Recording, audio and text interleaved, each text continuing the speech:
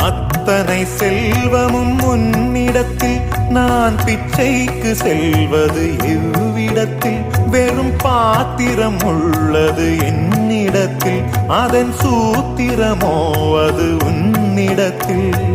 ஒரு முறையா இருமுறையா பல முறை பல பிறப்பெடுக்க வைத்தாய் புதுவினையா பழவினையா